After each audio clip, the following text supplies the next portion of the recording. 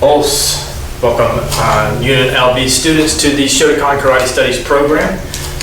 By now you should know you've already warmed up, you've gotten the warm-up that you feel your body needs, you're adequate for starting the program this morning. So let's go ahead and get started with our typical, quick, general warm-up. Ready? And Hajime.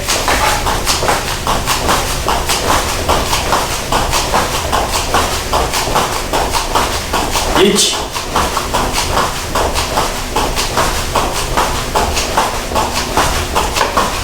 Ni.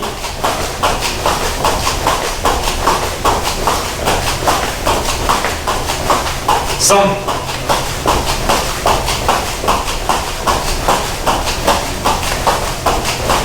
Yon.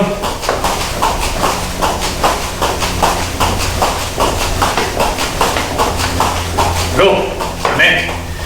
Alright, warmed up good there. Let's turn to the side, bring our heels to our glutes.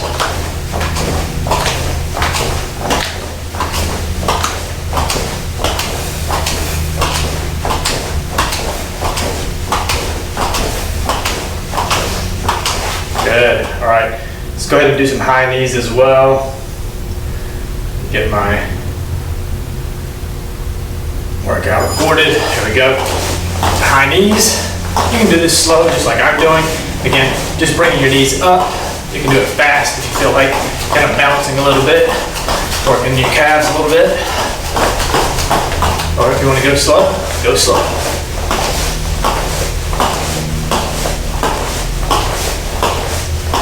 And yame. All right, let's come up on our toes, stretching out our calves.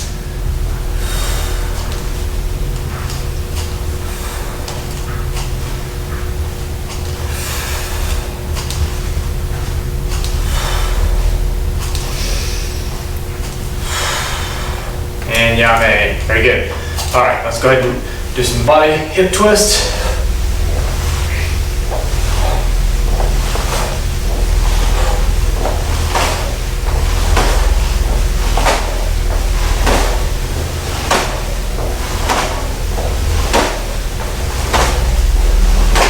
And yame. Good. Arm up across the side, stretching out our shoulder. Good, other side. Again, don't hold these too long. Just doing dynamic stretches here. Nothing too static, nothing being held for too long. Switching over. Other side. Good. Feet just widen shoulder width. Go down, touch the floor. Go to the right. Back to center. Go to the left. Back to center.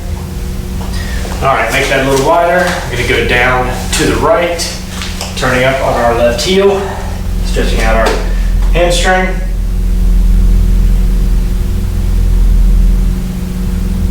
Good, now we're gonna turn to the left in a long front stance. Pushing on the quad here, pushing the knee over the toe. And down to a runner stand, or a runner stretch.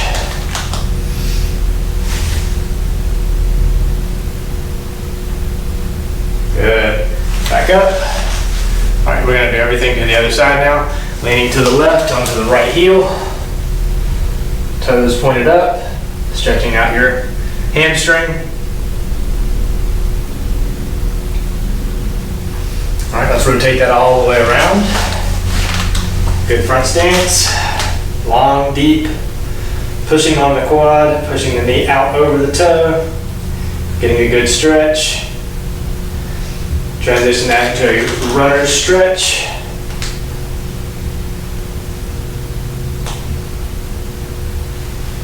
And come back to center, come back standing. Good. Turn around, fix your gi.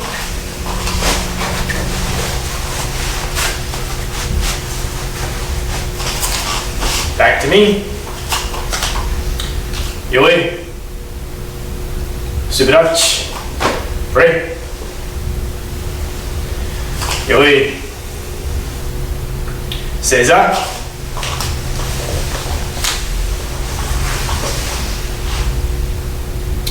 Dojo-kun. 一つ、人格完成に人を盛ること。一つ、誠の道を守ること。一つと力の精神を養うこと。一つ礼儀を重んずること。一つ景気の湯を戒めること。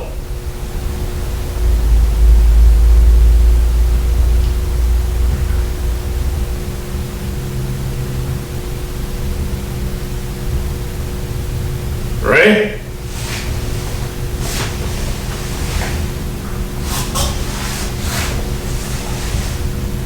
That's it. よい。スブラッチ。Ready?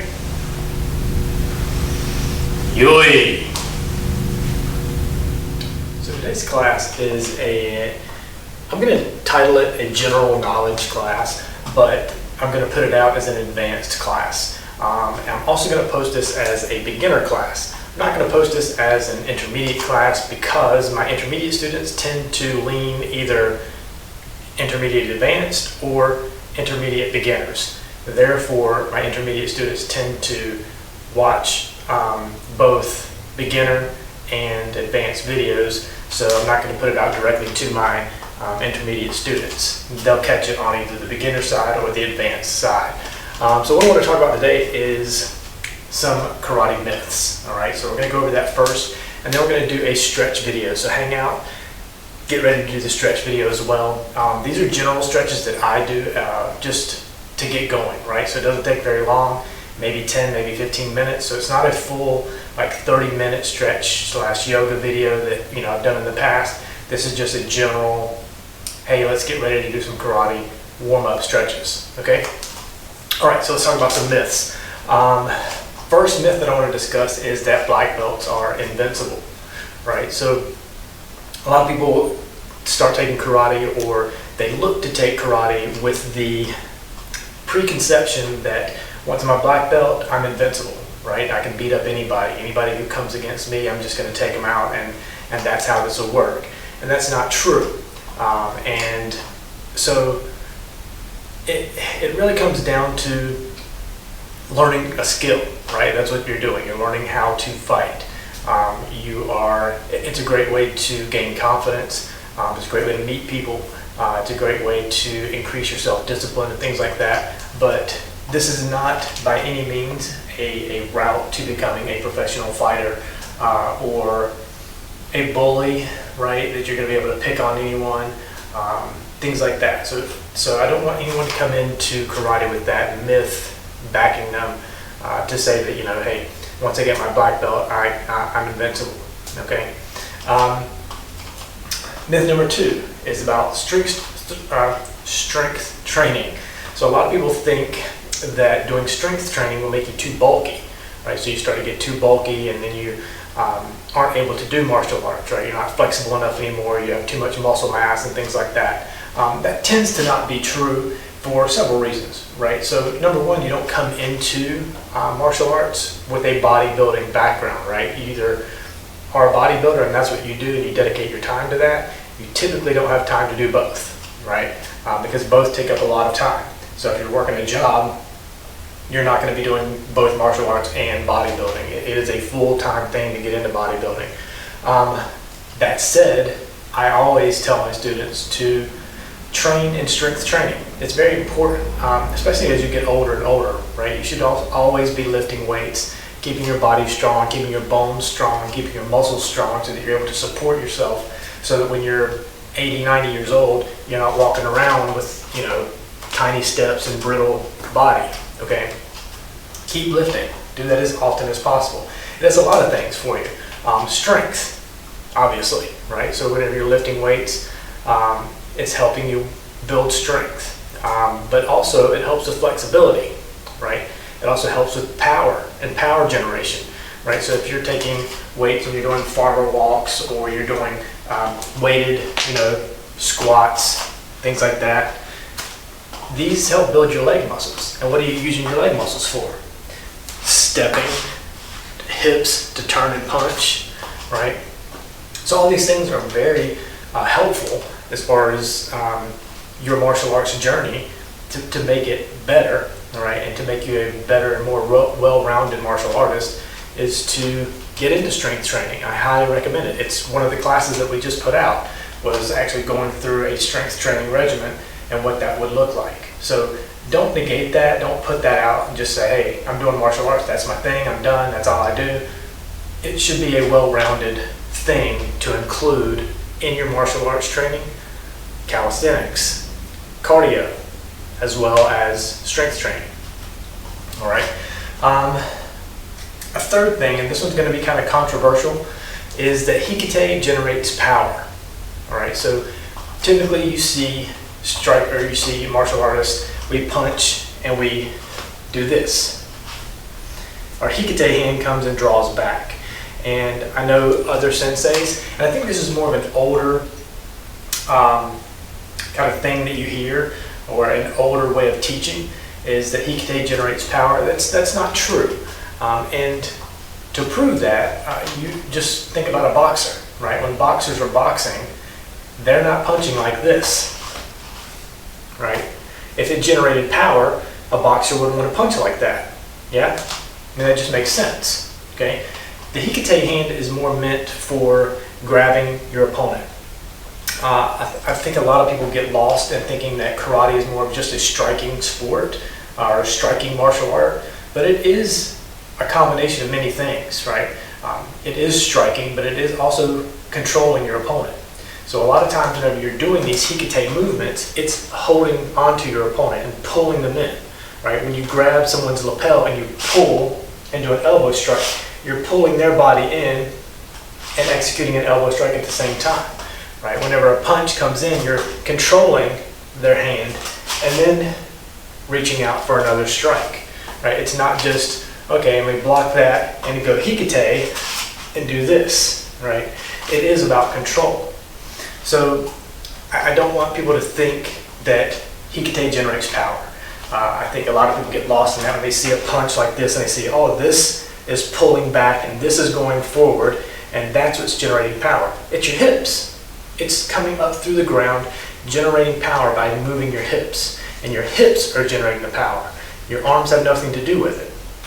And again, just like I said, when you think about a boxer or a professional fighter, they're not punching like this. They're not using a hikite hand to pull back. Typically, they're keeping guard on their face, right? So as they punch, they're guarding their face with their other hand. And you should be doing that as well, right? So as you advance in your belts with martial arts and Shotokan karate, I can tell you that specifically, you start getting into jukamai. So the stance is this. And instead of doing hikite, you are guarding your face more. So your punches are becoming more of a guard for your face. Now, as a beginner, you're going to be doing, yes, hikite with your hands to help figure out and help feel the generation of power, but also it helps with kata. So as you're going through kata, then you start to understand, oh, whenever I'm doing this with my hand, I'm actually holding my opponent and pulling them, right? When I'm doing this and this strike is actually a grab, and then I'm pulling them in and striking here. Okay, it's not just me pulling my hand to hikite. So again, like I said, a lot of instructors from the previous generation, I believe, will teach that hikite generates power, but that is not true. I mean, again, just based on what I'm telling you, look at it yourself. Look at professional fighters, UFC, boxers, etc. They don't punch with the hikite hand because it doesn't generate power. If it did, they would punch that way. All right, another one is that by law, another myth is that by law you have to tell your opponent or your attacker that you have a black belt in karate. That's just absurd. That is not true. So you hear a lot of, I remember watching television shows and things like that from back in the day, and they would say things like that. Well, you have to tell them that you know karate, because you could be held liable for beating up someone, right, if they attack you. That's, again, it's just not true. It doesn't make much sense at all. In the world today, there's so many people that take so many different types of self-defense classes, martial arts, and that ranges quite a bit there. Just in that martial arts, just by saying that, you're looking at kung fu, karate, jiu-jitsu, judo, just wrestling in general, right? Tai chi, all these things are forms of martial arts, but you don't have to tell someone that is attacking you, hey, before we get started, I gotta let you know, I'm a black belt in karate. That's not gonna, it's number one, it's not legal, you don't have to do that. And number two, it just doesn't make sense. All right, so don't expect that or have that expectation. The fourth or the fifth myth would be age to start. That you have to be young to start in karate. And again, just something that's not true. I don't like to teach children below the age of 5 or 6 years old. And there's a couple of reasons for that. Number one, the attention span is very low. Two, you don't know how that individual child has been raised to listen to an authoritarian adult. It depends on how strict you are in your class. Are you very old school, where you don't have kids running around on your mats playing tag and dodgeball and things like that. If you're very strict in your classes, you get a lot of kids who just are lost in that, and they're like, whoa, what's going on here? I'm not able to focus. So you start to get these classes for these young kids when they go and take karate, and it ends up being, as a parent, you walk in and they're playing dodgeball, Red Rover, tag, they're playing with balloons, they're running around cones, and you're like, where's the martial arts going on here? So again, I don't like to teach children like under age 6, right? So 5 and 6 is a little young for me. I think as you get a little bit older, you can pick it up, but I also think kids start to get burned out with it. You can earn your black belt depending on how hard you're working, how often you're training, things like that, anywhere from 2 to 5 years, right? Even sooner for some people. If you start as a 7-year-old, that what I just said means they could be a black belt by the age of 10. That just, again, something that doesn't make much sense to me is for a 10-year-old to have a black belt, right? They're not sparring with, someone who has a lot of power generating, and they're not sparring with an 18, 19-year-old student of a lower skill level, right? Someone who's maybe a purple belt or a green belt even. An 18-year-old kid versus a 10-year-old black belt, there's a big difference if that 18-year-old lands a punch on that 10-year-old, okay? So it's just, again, it's one of those things that they can get burned out in it, so they can say, well, I've attained the highest achievement here. I'm a black belt. Now I'm ready to go do something else. They kind of lose interest in it. And I think the older the student is when they begin, the more they want to do it, because that's a decision that they're making to move forward, right? So they say to themselves, the age of 13, hey, I want to start taking martial arts, and I'm going to take it serious, and I want to move forward, and this is something that I want to do and build skill on. I get students who are 30, 40, 50, 60, 70 years old. You don't have to be young to start. And I think that's the key here. That's the myth being busted, is you do not have to be young to start. As a matter of fact, I prefer you to have some age and maturity before you start. It just helps with teaching. It helps with learning, especially because you've experienced learning, right? You've already experienced going to school and how the learning process works and what kind of learner you are. Are you more someone who can read it and understand it, or are you someone who's visual? You need to see it to understand it, or you need to do it to understand it. You know what kind of learner you are, and that helps you become a better student. And you don't know that at age 10. So, and another myth I'd like to bust is you have to be flexible. All right, that's untrue. I mean, it depends on the martial art. I think if you're looking at something like Taekwondo, they specialize in high kicks, head kicks. I think you can watch some television programs. There's one of the talent ones that's on television with Simon Cowell, where they have these Taekwondo students coming all the time. You see them jumping 10, 20, 30 feet in the air, breaking boards, right? Taekwondo, it's a different animal, all right? Karate, you don't have to be flexible. All of your kicks don't have to reach your opponent's head. As a matter of fact, most of our kicks are chewed on level, right? So they don't have to be above here, but they also don't have to be here, right? Your kicks can be low and they're still powerful, right? Side kicks can still be low and powerful, and they make sense for situations, right? Most of what we're doing here anyway are strikes. So what's most effective is not standing in a bar or a crowded area and trying to defend yourself with a high round kick to someone's head. What's going to make more sense is that you are defending your head and your body close up, and you're throwing punches, elbows, and strikes that make more sense for a small area. As someone coming in, you're able to adjust, right? Taking a hold of their arm, holding it, and punching, moving in, striking, dumping. These are things that don't take flexibility to do and fully grasp, right, as each technique. So, sure, you can be flexible, and I'm not saying it's that you shouldn't be flexible to learn martial arts. It can help, but I'm not one of those students who's ever done full splits, where I can reach the floor with my feet, completely out to the side. That's just not something I've ever had to do. It's not something that you have to do either to learn karate. So again, another myth busted is you have to be flexible. The last myth that I want to bust is that karate is all about fighting. So I think a lot of people come into it, and even when you tell them what you do, like for me, when people ask, "And what do you do?" "Oh, I teach karate." "Oh, you fight. That's all you do. You're a fighter." And that's just not true, right? You've seen some of the things that I've done here with yoga, stretching. Learning karate helps you just with your overall mentality and how the world works and how your body works and how you're more in tune with your body. It's a way to work out. It's just again an expression of how you prefer to spend your time. People who do jiu-jitsu, who do kung fu, who do tai chi, right? Those are fighting styles, but it's not all about fighting, right?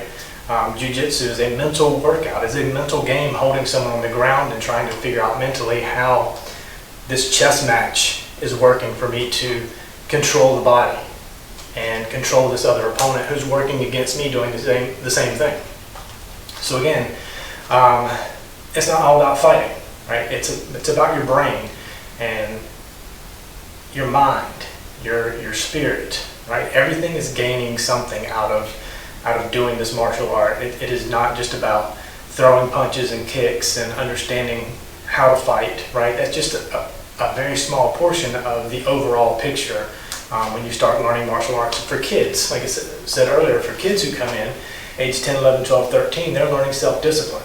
They're learning to listen to an authoritative person teach them. Someone who's not their teacher at school, someone who's not their parent, someone who's not their uncle, their grandmother who's around them all day, but someone else who can teach them a skill,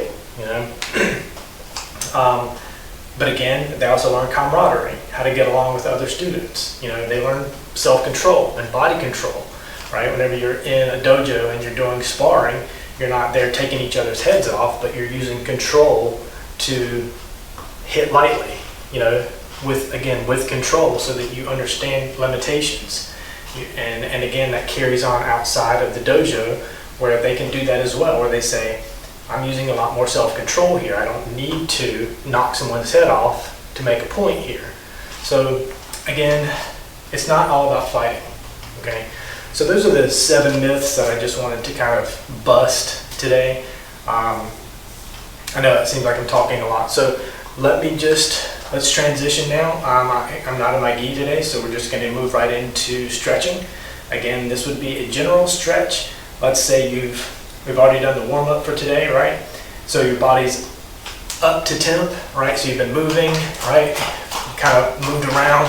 Your body's warmed up and you're ready to do some stretching, again, this would be after your body is warmed up. Don't come into this cold, don't come into this just going straight into, all right, I'm gonna go do karate in the garage, so let me just start stretching, right?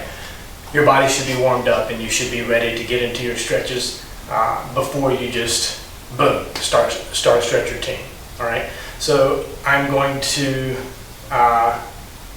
I'll come back here in just a second. I'm just going to move my whiteboard over so I can see my stretches, and then we'll just go through a general stretch session. Go through it with me, so this is just a follow along. I'll talk you through some stretches and we'll go through this together. All right, so again, just don't start cold. So the first thing that we're going to do is just neck stretch. All right, you put your hands where you want, just come up and down. Just try to take your neck through like a full range of motion here. Just take it easy, not slamming your head back and forth. Okay, and then rotate side to side, doing the same thing.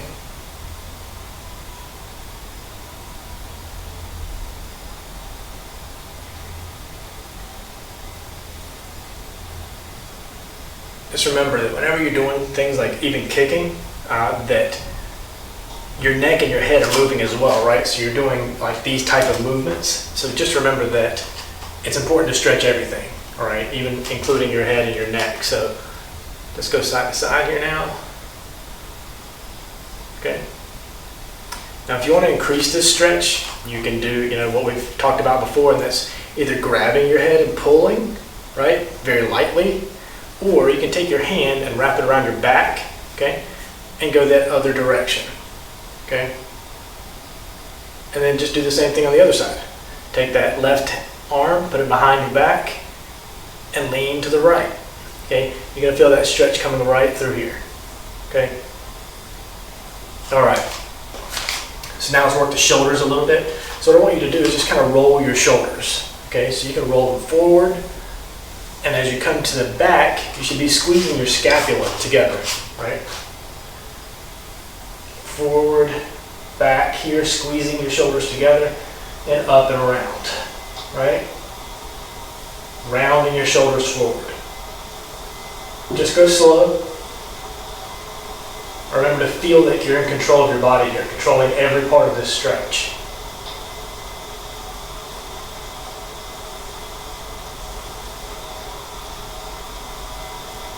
So make sure you can kind of feel that back there. Kind of feel your scapula coming together as you roll and expand your chest.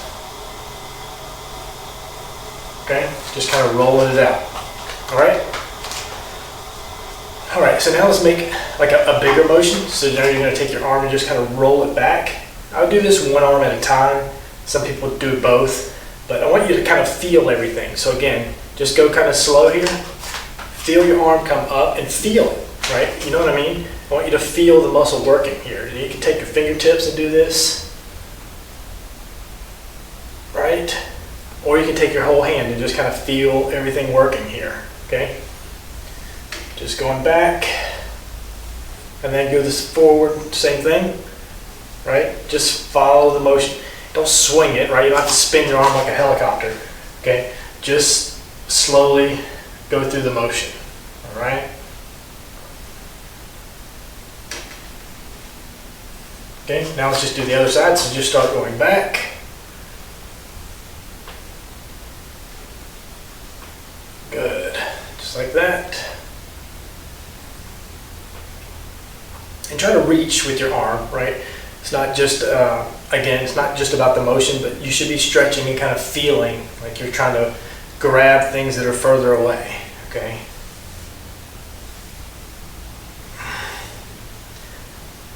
All right.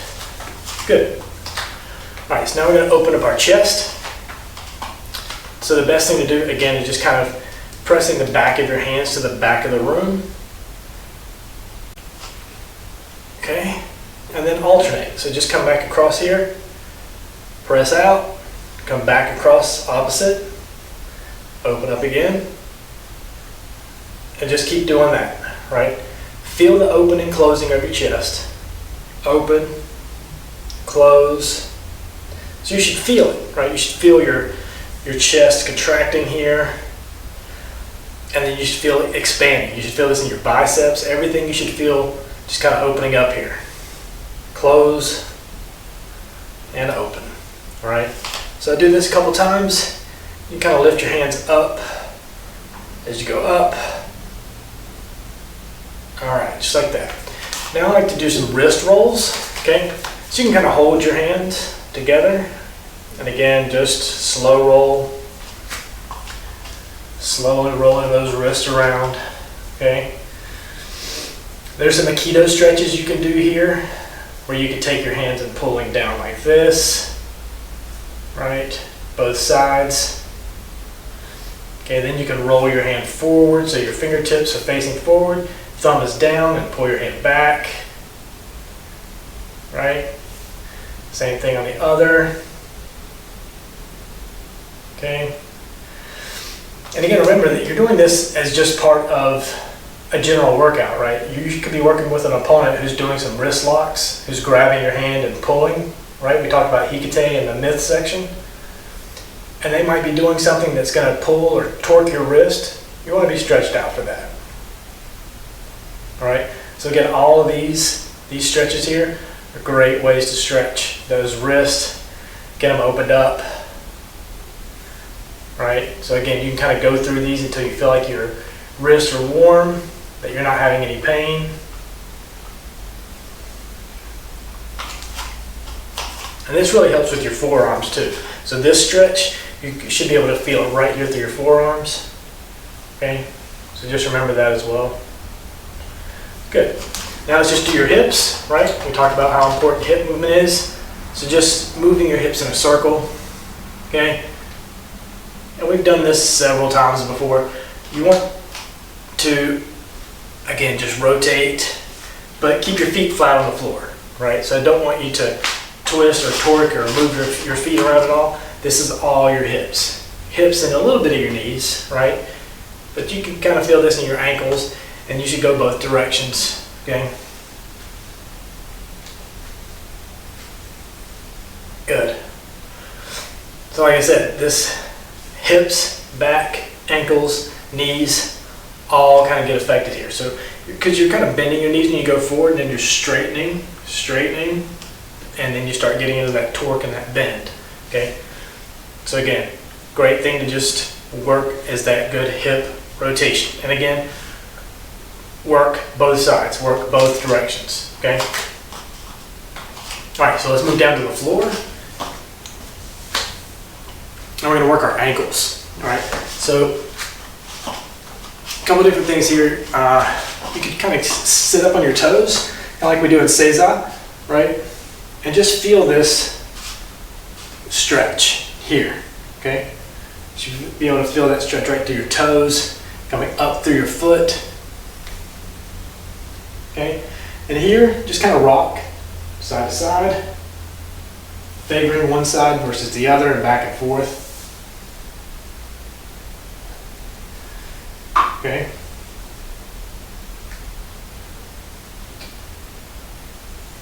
All right, so from here, just put one leg in front. So you're gonna do your other foot's gonna be flat. Okay, this is just a basic rudder stretch. Keep your heel planted straight down on the floor and go forward. So this isn't a front stance, so your knee can go further than your toes. So just kind of push forward. And again, you should feel this right here in your hamstrings, your glute, okay? Go back into a good calf raise and then push back forward.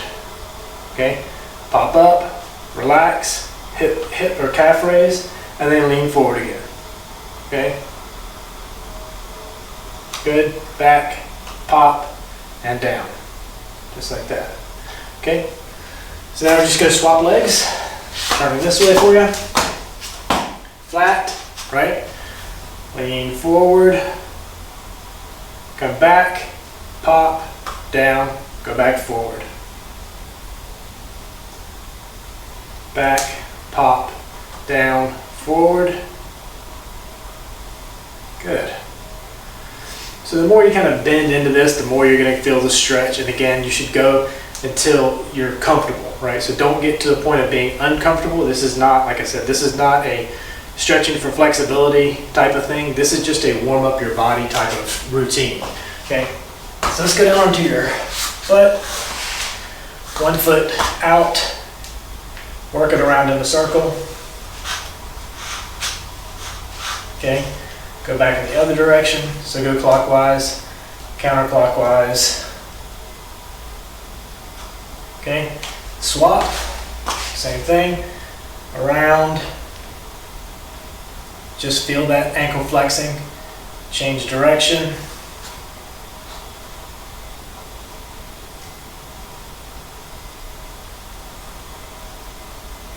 And what you want to do is just go through as much full range of motion as you can on your ankle. That's what's important here. Again, you're waking up these things because you're getting ready to use them. So you don't want these things to be cold. All right? You don't want anything to just suddenly pop, right, out of place whenever you're working out today. So the next thing I'm gonna do is get back on your feet, get into like a front stance, okay? But I want you to put your back knee like you're going to the floor. It should be on your toe, okay? There you go. And now push down, and you should feel this stretch in your quad right here, okay? And then go down slow all the way to the ground, flat, again, with this, and forward. Again, this is for your hip flexor, so this is going to open up this part of your hips. Very important with kicks, right? Push in. Good. Now you can increase this, you can modify this by grabbing a hold of your leg here in the back and pulling up, okay? So now you're doing your hips, you're doing your quad, okay? And it actively makes your hip go forward. So whenever you grab this, you can feel your hip press forward, okay? But don't feel bad about just leaving your foot there on the ground. It's perfectly fine to do that, okay? All right, let's try the other side. So again, left leg on your toe, okay? Up here, just kind of hold, feel it, feel the stretch in your quad, and then go all the way down to the ground, flexing flat, okay? Forward, and then if you want to grab that back foot, grab it, pull,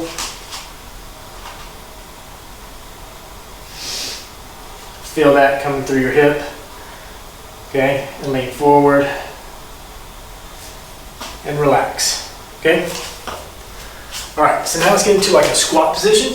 Again, I want you to feel this right through here. So feet just wider than shoulder width, okay? Feel good about your feet, your foot placement. This doesn't have to be feet parallel or anything like that. Just get to a point of feeling comfortable. Hands out in front and just squat down and hold it. Once you're here, open up your hips. So push your knees out, okay? And right here, you can start to rock, right, side to side. Okay? So you're going to come up on the balls of your foot on each side. Okay? Now I'm going to extend one leg out to the side. Okay? And just stretch here. Again, you should feel this all the way through here. Toes up to the ceiling. On the ball of your foot here, or foot flat, okay, whichever you prefer. And hold this for a little bit. Again, you can push on this leg if you want. It's just going to help open up your hips a little bit more. But again, don't go to discomfort, go to comfort. Okay? And then switch to the other side. Just roll over. Okay? Toes to the ceiling. Feel the stretch. Press on this leg or this knee if you want to feel it a little bit more. Again, stay comfortable, okay? Try to maintain your balance here as much as possible. That's important. You're going to start eventually getting better and better with your balance as you go through a routine like this, okay? Good. Hold this here for a second. Good. All right, let's come up to the center now. All right, and now just go to the ground. Feel good about the distance that you are with your feet. If you can't touch the ground, don't feel bad about that. All right, go down as low as you can and try to flatten your back. That's what's most important here. So as long as you feel like your back is flat, that's what's good. Okay? Good. Now from here, you can start rocking back and forth. Okay? Again, you should feel that right through your hamstrings. Okay? And then bring your feet back together. Let's go all the way down to the floor. Okay? And get into like a butterfly position. So put the soles of your feet, the flat part of your feet together. Go back. Okay? So I want you to be back. We're not doing that leaning forward part here yet. Okay? So again, this is for your adductors. Just opening up your hips. So again, just kind of hold this. Feel your hips opening up here. Okay? All right. Now extend one foot. Pick your left or your right. Don't want you to worry about getting all the way down at this point. Just feel comfortable getting down as far as you can. Okay? Lean forward just a little bit, but lean from here. Okay? Grab and stretch if you can. If you can only get to your knee, get there. If you can get to your shin, get there. If you can get to your toe, get there. If you can go lower, grabbing the bottom of your foot, get there as well. Okay? Now let's go back the other way. Okay? So I want you to come back like this. Kind of twist around with this stretch. You should kind of feel like you're opening up your chest here. So body's upright. And just kind of go back. Looking back. Stretching out your spine here. Good. Switch sides. Okay. Left leg in, right leg forward. Grab a hold. You're not having to hold these very long. All right. I'm not saying hold each of these for 20 to 40 seconds. This is just warming up. Okay. So now you're going to go back, feeling that other direction.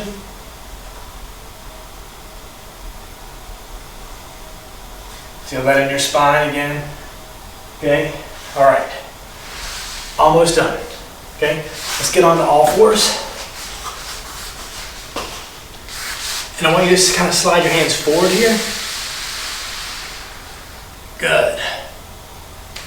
And just keep going forward, forward, forward until your body is flat. And come up, arching your back. This would be like a cobra position. And then go back. Come back, and then go back forward.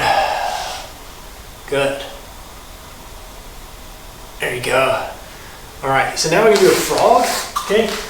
So from that same position, you're just taking your feet and kind of bringing them in, flat, down on your forearms.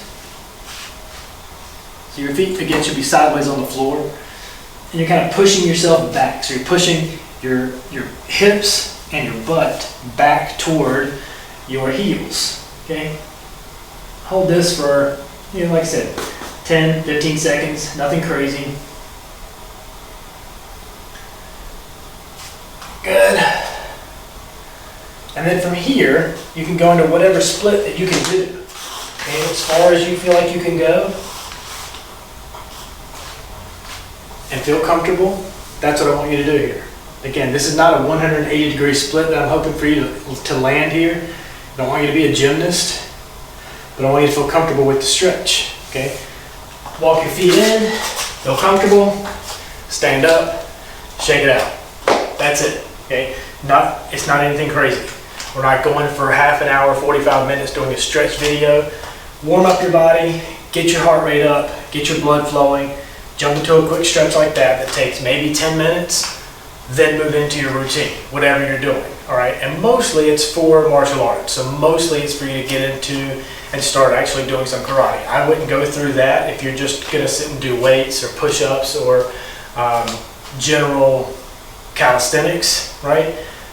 But for karate, right? If you're getting ready to go through some kata, you're getting ready to practice something specific, stances, kicks, some combinations, things like that. Do your warm up, do your stretch, do your workout, and then cool down. All right. Hopefully that works out for you. So again, I'm going to post this video for my beginners and my advanced students. My intermediates will pick it up along their path. Okay. So hopefully you got some out of this. Hopefully you got really something out of the myth section as well. And I hope to see you in the next class. Os.